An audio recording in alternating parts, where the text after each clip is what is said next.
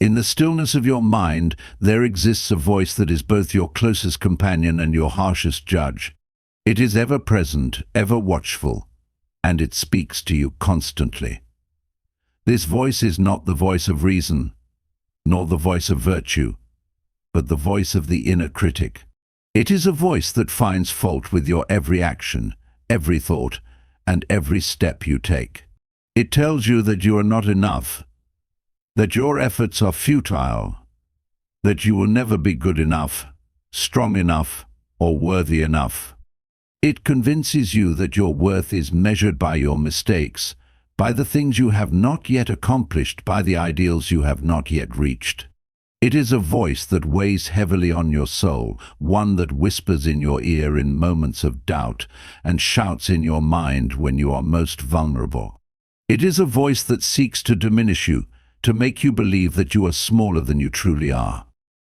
But let us ask ourselves, is this voice the truth? Is this relentless critic the source of our strength? Or is it the very thing that holds us back from realizing our fullest potential? The answer, my friends, lies in the quiet moments of self-reflection, when we step back and examine the nature of this inner voice. When we truly listen, we begin to recognize something profound. The inner critic is not our true self. It is a creation of our fears, our insecurities, and our past experiences.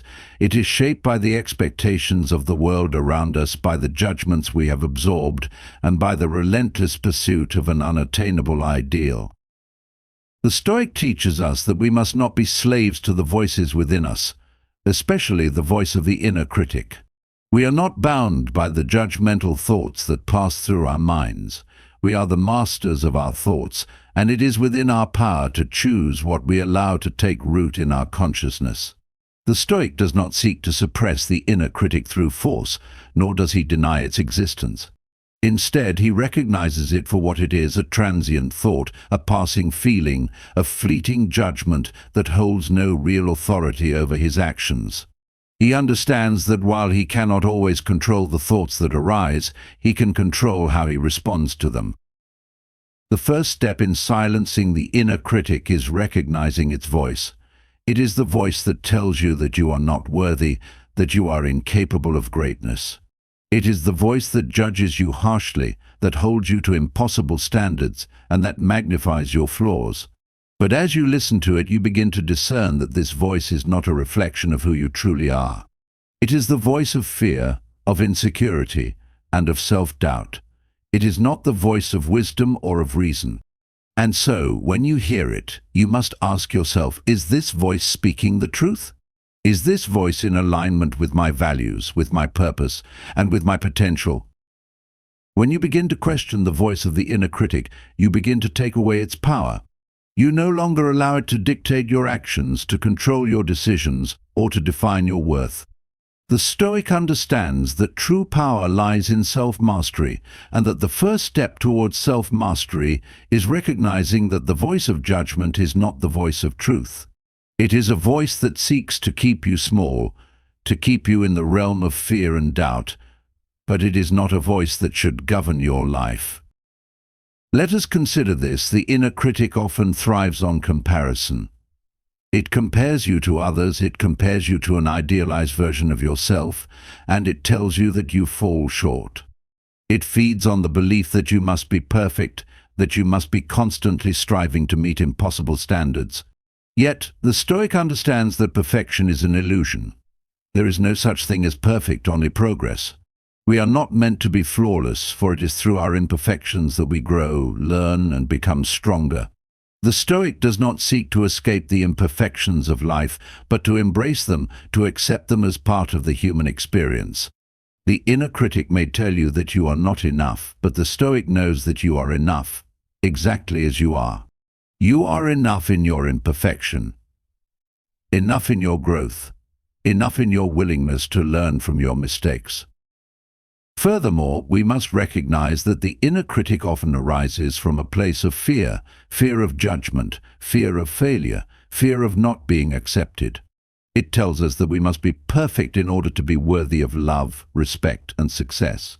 But the Stoic teaches us that external validation is not the measure of our worth. We are not defined by the opinions of others, nor by the standards set by society. Our worth is intrinsic, and it is not determined by how we measure up to the expectations of the world around us.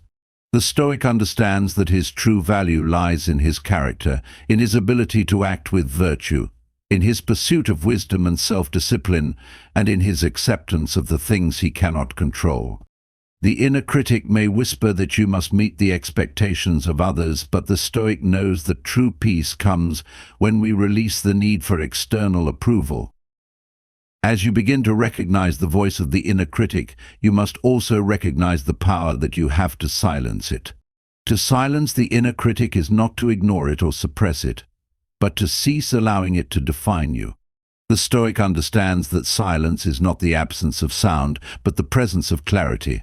When you silence the critic within, you create the space for your true self to emerge. In that silence, you are free to hear the voice of reason, the voice of wisdom, and the voice of self-compassion.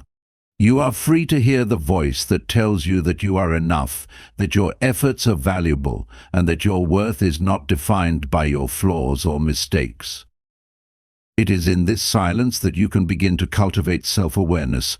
You can step back from the noise of self-judgment and see yourself as you truly are, not as the critic sees you, but as the Stoic sees you, a human being with imperfections, yes, but also with potential, strength, and the capacity for growth.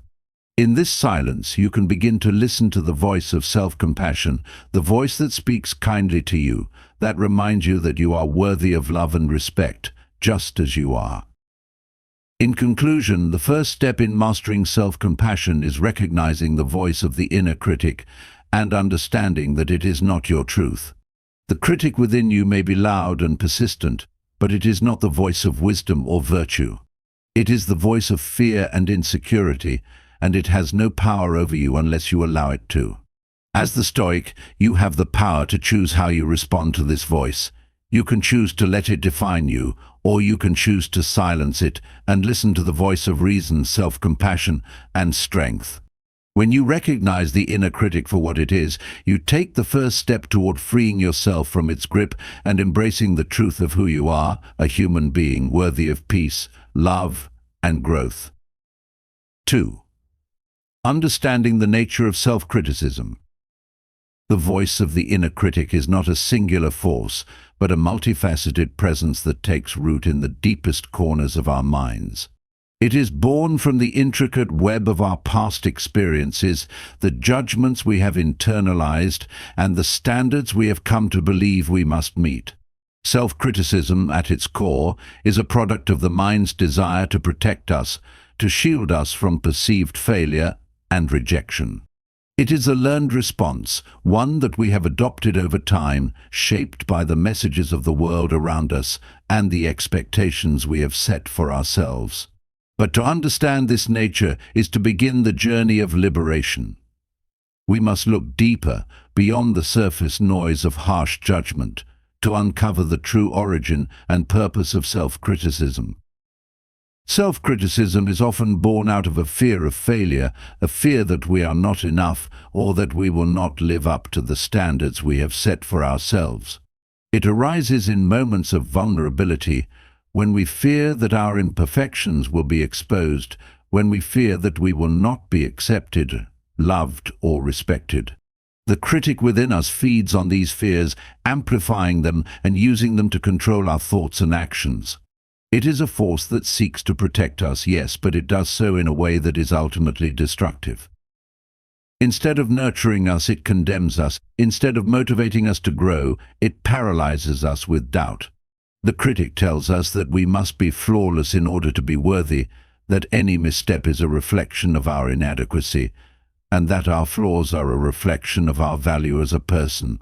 However, we must remember that this inner critic is not our truth. It is not an objective reflection of who we are, but rather a product of the stories we tell ourselves about ourselves.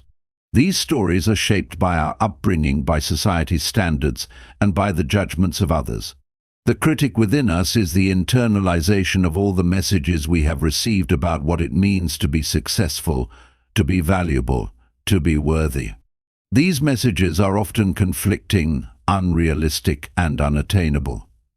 And so the critic becomes an echo of the impossible ideals we strive toward, a voice that tells us we are never enough, no matter how hard we try. But we must ask ourselves, who is this critic really? Who gives it the authority to speak so loudly, to dominate our minds and influence our actions? The Stoic reminds us that our true power lies not in external validation, nor in the judgment of others, but in the mastery over ourselves. The voice of the critic is a distortion, a misinterpretation of our true selves. It is not a force that defines us, but one that seeks to diminish us, to keep us small and bound to the fleeting ideals of perfection. When we understand this, we can begin to take back control over our thoughts and reactions. Self-criticism, when left unchecked, becomes a relentless cycle. It feeds on itself, creating a loop of negative thinking that reinforces the belief that we are unworthy, inadequate, and flawed. The more we listen to the critic, the stronger it becomes until it dominates our thoughts and our perception of ourselves. It tells us that we must be perfect, that we must never make mistakes, that we must always strive for unattainable goals. But this cycle is not inevitable. The Stoic teaches us that we have the power to break free from this loop, to step outside the grip of self-criticism, and to reclaim our inner peace. The first step in breaking free from self-criticism is understanding that it is not our true voice. It is a false narrative, one that is based on fear and insecurity, not on reason or virtue. To begin the process of silencing the critic, we must first recognize it for what it is: a distortion, a misjudgment, a false interpretation of our worth and our potential. The critic does not speak to us from a place of wisdom, but from a place of fear. It seeks to protect us from the pain of failure, but in doing so, it prevents us from taking the risks necessary for growth. It tells us that we are not good enough, that we are not worthy of success, but in truth, it is only by embracing our imperfections, by taking risks, and by failing that we learn and grow. This understanding is the foundation upon which we can build our resilience. When we recognize that self-criticism is not a reflection of our true selves, but a product of our fears and misconceptions, we free ourselves from its grip. The Stoic reminds us that our worth is not determined by our successes or failures, but by our character, our ability to act with virtue, and our commitment to growth. The critic within may tell us that we are not good enough, that we are not worthy of success, but the Stoic knows that our worth is inherent, not based on external validation. We are worthy not because we meet some idealized standard, but because we are human, and because we strive to live with integrity, wisdom, and virtue. Once we understand the nature of self-criticism, we can begin to transform it. The critic is not an enemy to be destroyed, but a signal that there is an opportunity for growth. When we hear the voice of self-criticism, we do not need to respond with anger, shame, or self-rejection. Instead, we can view it as an invitation to learn, to grow, and to improve. The Stoic does not seek to avoid criticism, but to respond to it with wisdom and calm. When we hear the inner critic, we can ask ourselves, what is this criticism trying to teach me? Is there truth in this judgment that I can learn from? How can I use this feedback to become better, stronger, and more virtuous? In doing so, we transform self-criticism from a destructive force into a powerful tool for self-improvement. The critic no longer has the power to diminish us, because we no longer allow it to control us. Instead of feeding into the cycle of self-doubt and shame, we use the criticism as a springboard for growth. We acknowledge our imperfections, but we do not let them define us. We accept that we will make mistakes, but we do not allow those mistakes to undermine our sense of worth. Instead, we embrace the lessons they offer and use them to become more resilient, more wise, and more virtuous.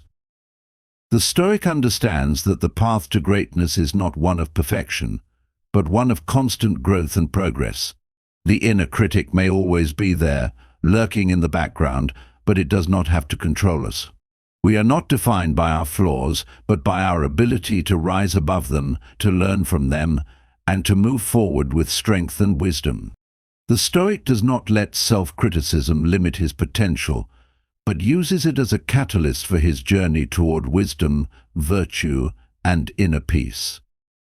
In the end, understanding the nature of self-criticism is not about silencing it entirely, but about learning to see it for what it is: a distortion, a false narrative, a product of fear and insecurity. When we recognize this, we are no longer bound by it. We are free to grow, to learn, and to live a life that is guided by virtue, not by the judgment of the inner critic. The Stoic knows that his worth is not determined by the opinions of others, nor by the judgments of his own mind, but by his commitment to live with wisdom, virtue, and courage. It is in this commitment that true peace and freedom are found. 3. The power of self-compassion, embracing imperfection. In the pursuit of wisdom, we often seek perfection. We strive for excellence, for mastery, and for success. We set lofty goals for ourselves, aspiring to reach the highest standards, believing that only through flawless achievement can we find true value and worth. But in this relentless pursuit, we sometimes lose sight of a vital truth. It is not perfection that brings us peace, but acceptance. It is not the absence of flaws that makes us whole, but the ability to embrace our imperfections with kindness and compassion. The Stoic knows that the path to inner peace and resilience is not paved with perfection, but with self-compassion. Self-compassion is not about excusing our faults, nor is it about surrendering to mediocrity. It is about recognizing our humanity, understanding that we are imperfect beings, and extending to ourselves the same kindness and understanding that we offer to others. The Stoic understands that we are not immune to mistakes, that we are not immune to failure, and that we are not immune to the harsh judgments of our own minds. But instead of being consumed by shame or guilt, the Stoic chooses to respond with compassion, to treat himself with the same patience and care that he would extend to a friend in times of struggle. To understand the power of self-compassion, we must first recognize the nature of our imperfections. We are not perfect beings, nor were we ever meant to be. Our flaws, our mistakes, and our weaknesses are not marks of failure, but opportunities for growth. They are the fertile soil in which the seeds of wisdom, resilience, and strength are sown.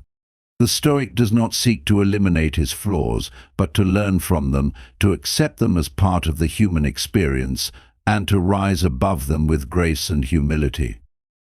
When we make a mistake, when we fall short of our own expectations or the expectations of others, the inner critic often emerges with its harsh judgment. It tells us that we are not good enough, that we are incapable, that we are unworthy of success or love. But the Stoic does not listen to this voice. Instead, he responds with self-compassion. He acknowledges his mistake, learns from it, and moves forward with a renewed sense of purpose and determination. He understands that failure is not a reflection of his worth, but a stepping stone on the path to growth. He understands that he is not defined by his mistakes, but by his ability to rise above them and continue on the path of virtue. Self-compassion requires us to release the burden of perfection.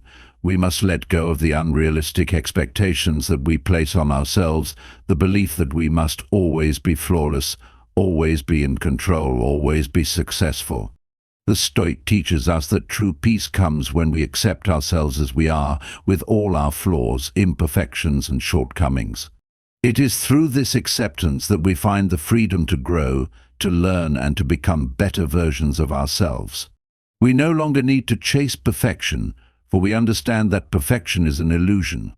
What matters is not the absence of flaws, but our willingness to confront them with honesty, humility, and self-compassion. In embracing self-compassion, we also learn to extend compassion to others. The Stoic understands that we are all imperfect, that we all have our struggles, our faults, and our weaknesses. And just as we show ourselves kindness in times of difficulty, so too must we show kindness to others. When we see someone else struggling, when we see them faltering, we do not judge them harshly or condemn them for their imperfections. Instead, we offer them the same understanding and support that we would offer to ourselves. We recognize that they too are on the journey of growth, that they too are learning, and that their worth is not defined by their mistakes, but by their capacity for resilience, for learning, and for becoming better. It is about accepting that we will make mistakes, but choosing to learn from them, to grow from them, and to continue striving toward our goals with patience and perseverance. When we practice self-compassion, we learn to view ourselves with a sense of gratitude rather than judgment. We appreciate the effort we put into our endeavors, even when the results are not what we hope for. We recognize that every mistake, every failure, is an opportunity to learn, to improve, and to grow. We no longer need to seek validation from external sources, for we understand that our value is intrinsic, that it is not dependent on our achievements or the opinions of others. Our worth is rooted in our character, in our commitment to live with virtue, and in our willingness to learn from every experience, both good and bad. Self-compassion is the key to breaking the cycle of self-criticism. When we treat ourselves with kindness, we break free from the relentless judgment that seeks to diminish our self-worth. We stop measuring our value by the standards of perfection, and instead we measure our worth by our ability to learn, to grow, and to remain steadfast in the face of adversity. The Stoic teaches us that true strength is found not in perfection, but in the ability to rise above our flaws, to accept them with grace, and to continue on the path of virtue with a compassionate heart. In conclusion, the power of self-compassion lies in its ability to free us from the tyranny of perfection. It allows us to embrace our imperfections, to learn from our mistakes, and to grow with patience and resilience. The Stoic understands that we are not perfect beings, and that our worth is not determined by our achievements or failures, but by our character, our willingness to learn, and our commitment to live a virtuous life. When we embrace self-compassion, we create the foundation for a life of inner peace, strength, and wisdom. We free ourselves from the grip of self-criticism, and we step into the fullness of our potential, knowing that we are enough, just as we are. 4. Cultivating the art of mindful self-awareness. In the midst of life's constant turmoil, the greatest challenge we face is often not the external struggles, but the war waged within our own minds. The endless swirl of thoughts, judgments, and self-criticism threatens to cloud our perception, to create chaos within the sanctuary of our own hearts. Yet it is in the quiet spaces of mindful self-awareness that we find the key to mastering this inner turmoil. The Stoic understands that to truly be at peace, we must first become aware of the thoughts and emotions that govern us. Only by observing them with clarity, without judgment, can we begin to transform them into forces of strength and wisdom. Mindful self-awareness is the art of observing oneself without attachment, without identification with the thoughts and emotions that arise. It is the ability to step back from the noise of the mind, to witness it without judgment, and to recognize that we are not our thoughts. The Stoic knows that thoughts, like fleeting clouds in the sky, come and go. They are not permanent, nor are they the definitive measure of who we are. Our true nature lies not in the passing thoughts of the mind, but in our ability to choose how we respond to them. The first step in cultivating mindful self-awareness is to realize that we are not our thoughts. In our modern world, we are often conditioned to identify so completely with our thoughts that we begin to believe they define us. We believe that the thoughts that arise in our minds are absolute truths, and so we act accordingly. But the Stoic reminds us that thoughts are not facts. They are simply transient mental events born of our experiences, beliefs, and perceptions. To be truly wise, we must learn to detach from our thoughts, to view them as they are temporary and ever-changing rather than as fixed truths. To practice mindful self-awareness, we must begin by cultivating the habit of observation. Instead of reacting impulsively to every thought, every emotion, every urge, we must take a step back and watch them unfold. When a negative thought arises, instead of immediately accepting it as truth or allowing it to shape our behavior, we pause and observe. What is this thought, we ask? What does it want me to believe? And why does it arise now? We do not judge the thought, nor do we suppress it. We simply observe it, understanding that it is not permanent and that we are free to choose how we respond to it. This process of observing without attachment is at the heart of Stoic practice. The Stoic teaches us that we cannot control the thoughts that arise in our minds, just as we cannot control the external events that occur in our lives. What we can control, however, is our response, and this response begins with awareness. When we are mindful of the thoughts that arise, we create space between the stimulus and our reaction. We allow ourselves the time and freedom to choose how we will respond, rather than being carried away by the tide of unconscious reaction. Through mindful self-awareness, we also become attuned to our emotions. The Stoic understands that emotions, like thoughts, are fleeting and impermanent. Yet emotions often carry a powerful charge, drawing us into their grip and influencing our behavior. When we experience anger, fear, or sadness, the natural tendency is to identify with those emotions, to let them dictate our actions and decisions. But through mindful self-awareness, we learn to recognize that emotions, while real, are not who we are. They are like weather patterns that pass through the mind, and they do not have to control us. When we experience an emotion, we observe it with curiosity and compassion. What is this emotion telling me? We ask, why has it arisen in this moment?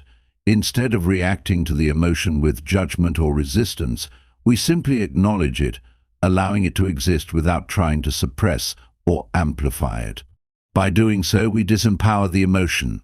We prevent it from controlling our actions or clouding our judgment.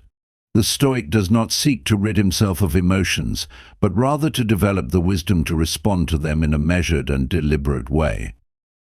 Mindful self-awareness also allows us to become aware of our inner dialogue, the stories we tell ourselves about who we are and what we can achieve. These internal narratives shape our beliefs, our expectations, and our sense of self-worth. Often these narratives are filled with doubt, fear, and self-criticism, leading us to believe that we are not enough or that we are incapable of achieving our goals. Yet, through mindful self-awareness, we can observe these stories without judgment.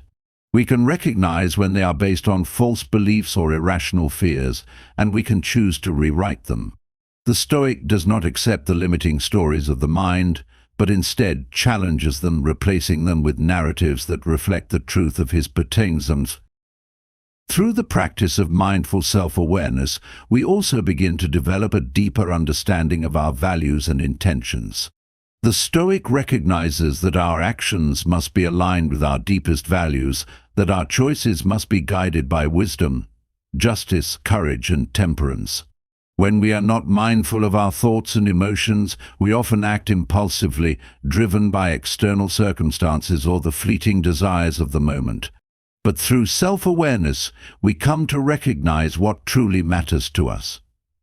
We gain clarity on what we stand for, and we begin to act with purpose and intention, guided by the principles of virtue rather than the distractions of the mind.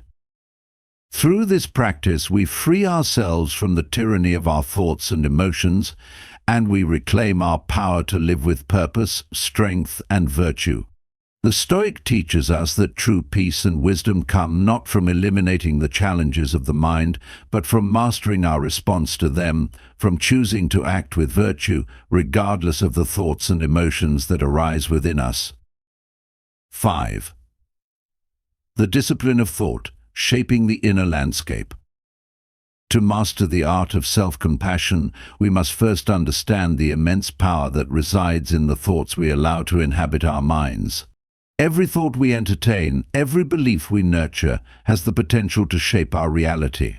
Our thoughts are not passive occurrences, they are active forces that mold our perceptions, direct our actions, and define the course of our lives. The Stoic understands that to cultivate peace, we must begin by disciplining our thoughts.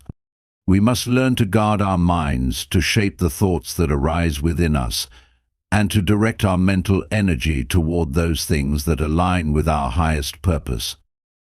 In the beginning, the mind is like a wild and untamed beast, roaming aimlessly, reacting to every stimulus and consumed by fleeting desires, fears, and doubts.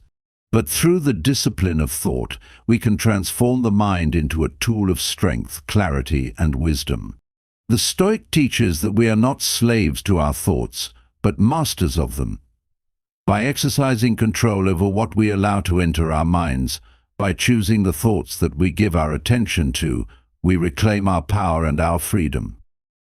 The first step in this discipline is to become aware of the thoughts that dominate our minds. Too often we live in a state of unconscious thought, allowing our minds to wander aimlessly, driven by external influences, fears, and conditioned beliefs.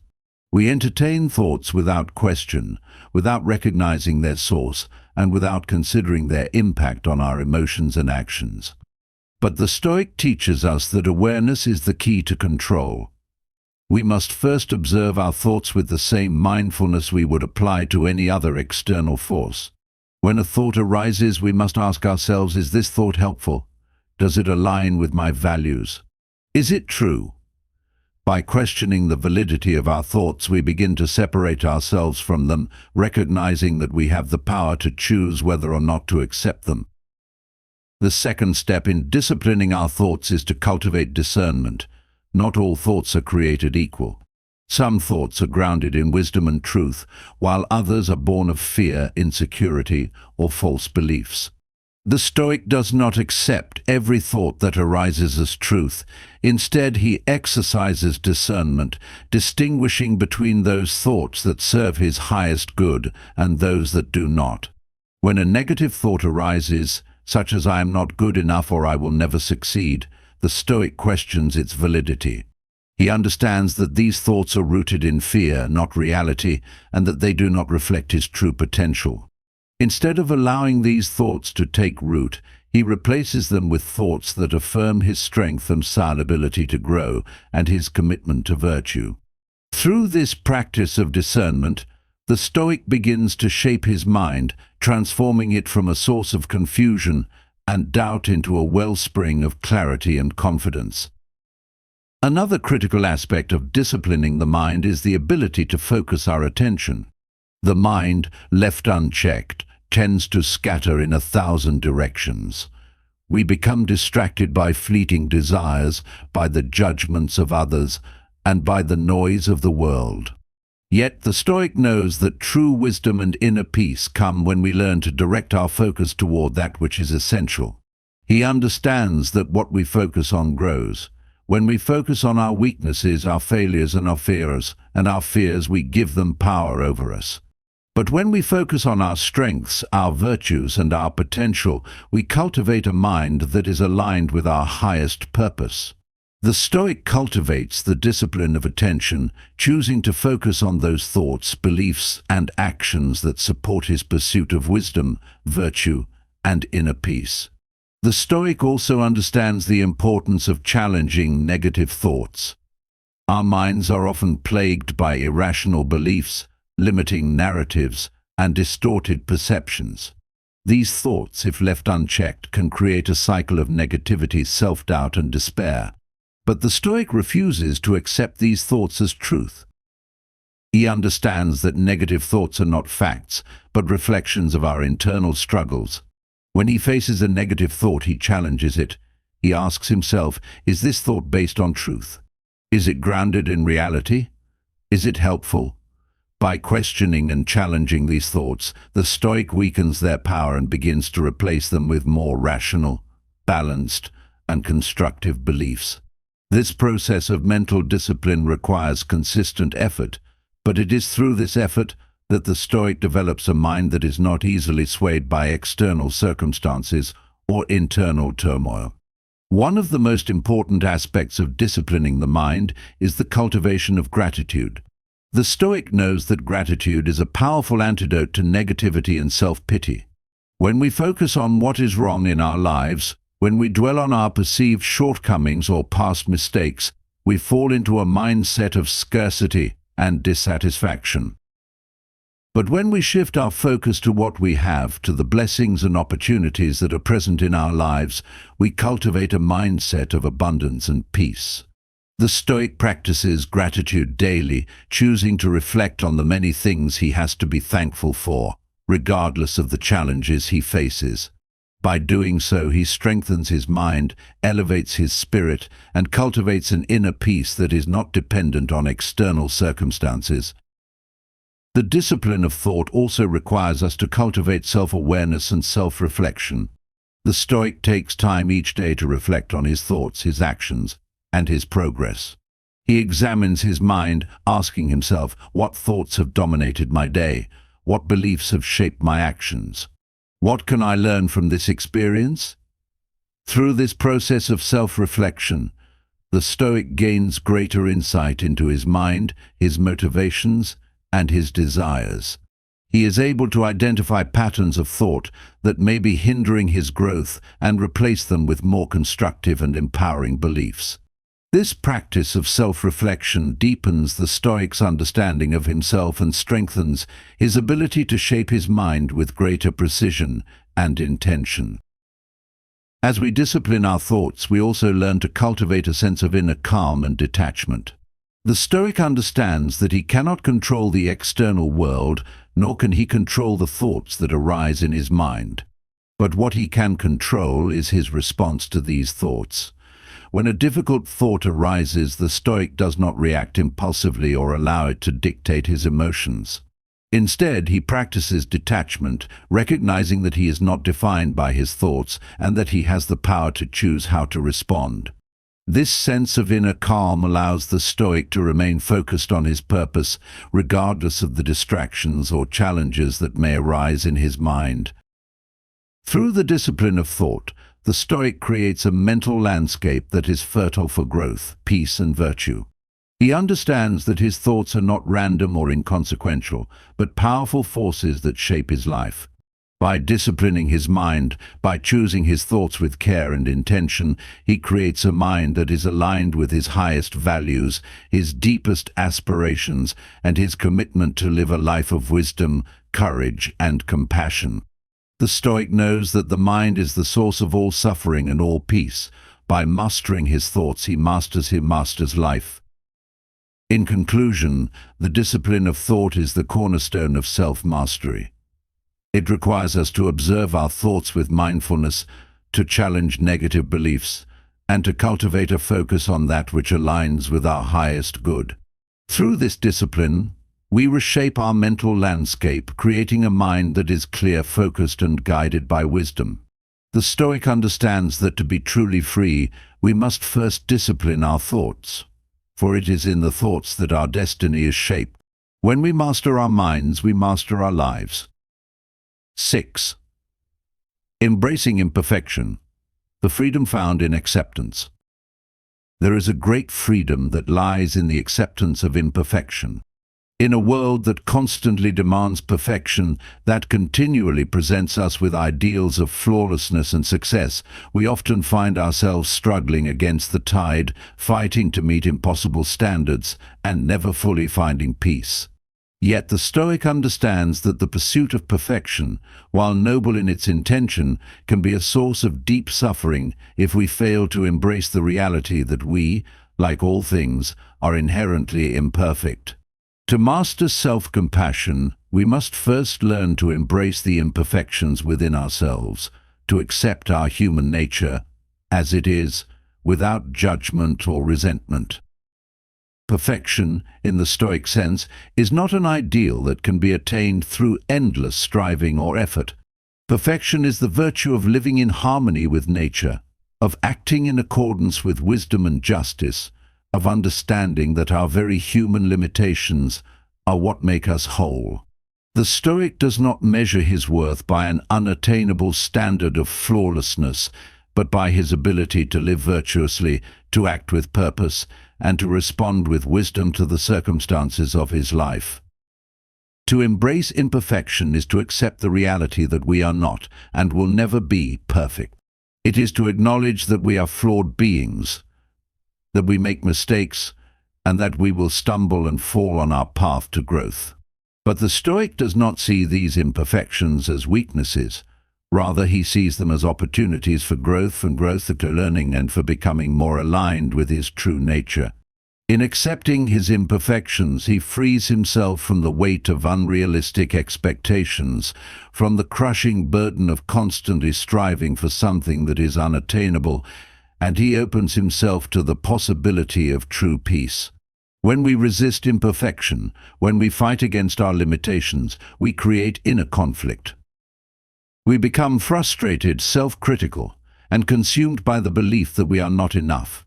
We may look at others and compare ourselves to them, believing that we must measure up to their standards in order to be worthy. But this comparison is a false measure of our worth, for each person's path is unique, and the Stoic knows that true contentment comes not from comparing ourselves to others, but from accepting ourselves as we are. The Stoic accepts that imperfections are part of the human condition, and in doing so, he embraces the freedom that comes with this acceptance. When we no longer hold ourselves to impossible standards, we free ourselves from the tyranny of self-judgment.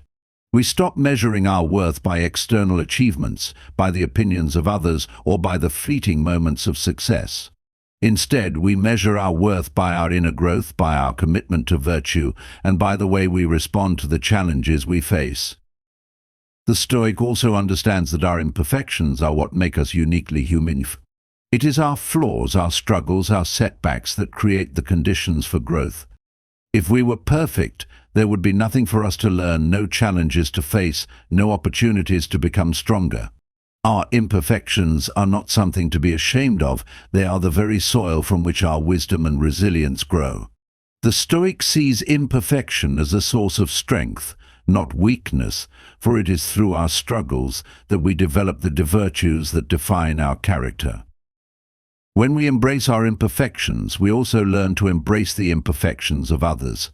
The Stoic does not expect perfection from those around him, for he knows that everyone is on their own journey, facing their own struggles and challenges. Instead of judging others for their flaws, the Stoic approaches them with empathy and understanding.